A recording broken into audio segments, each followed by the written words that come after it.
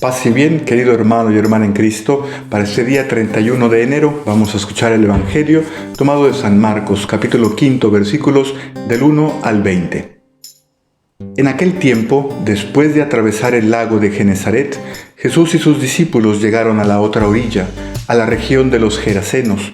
Apenas desembarcó Jesús, vino corriendo desde el cementerio un hombre poseído por un espíritu inmundo, que vivía en los sepulcros. Ya ni con cadenas podían sujetarlo. A veces habían intentado sujetarlo con argollas y cadenas, pero él rompía las cadenas y destrozaba las argollas. Nadie tenía fuerzas para dominarlo. Se pasaba días y noches en los sepulcros o en el monte, gritando y golpeándose con piedras. Cuando aquel hombre vio de lejos a Jesús, se echó a correr. Vino a postrarse ante él y gritó a voz en cuello: ¿Qué quieres tú conmigo, Jesús, Hijo de Dios Altísimo? Te ruego por Dios que no me atormentes. Dijo esto porque Jesús le había mandado al espíritu inmundo que saliera de aquel hombre. Entonces le preguntó Jesús: ¿Cómo te llamas?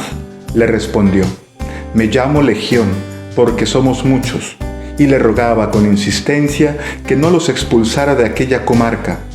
Había allí una gran piara de cerdos que andaban comiendo en la falda del monte. Los espíritus le rogaban a Jesús: déjanos salir de aquí para meternos en esos cerdos. Y él se los permitió.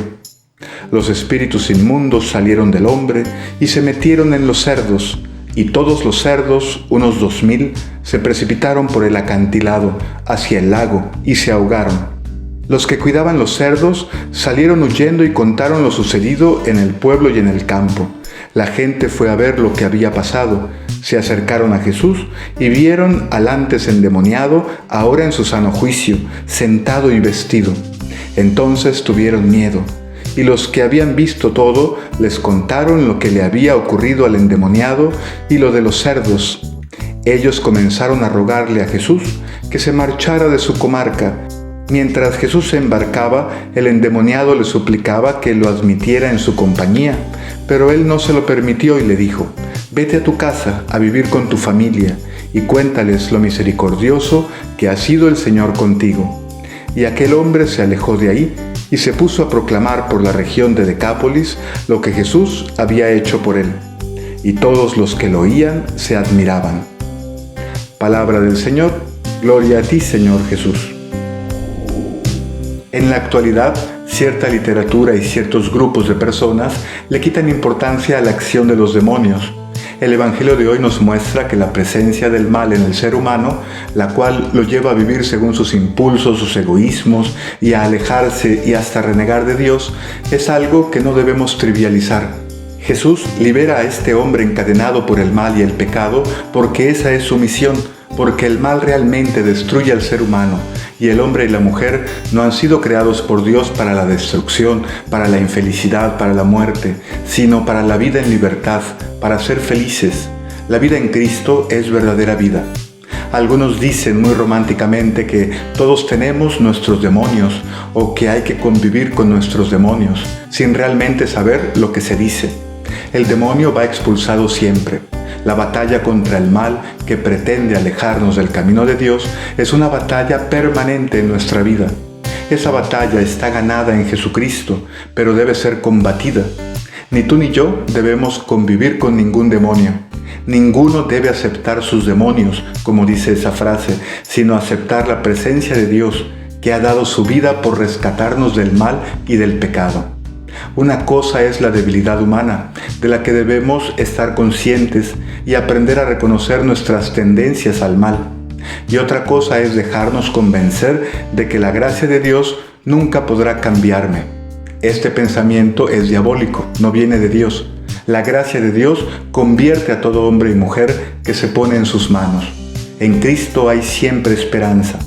Muy tontamente muchos comienzan a hablar mal de Dios a partir de este episodio del Evangelio, pensando que Jesús cumple los caprichos de los demonios, permitiéndoles ir a los cerdos, o que los cerdos qué culpa tenían, etc.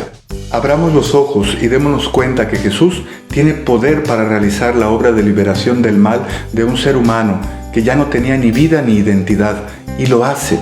y que es solo porque Él desea ir a tierras lejanas para anunciar y realizar la liberación, que este ser humano y todos nosotros representados en Él hemos sido alcanzados por su gracia, sin ningún mérito.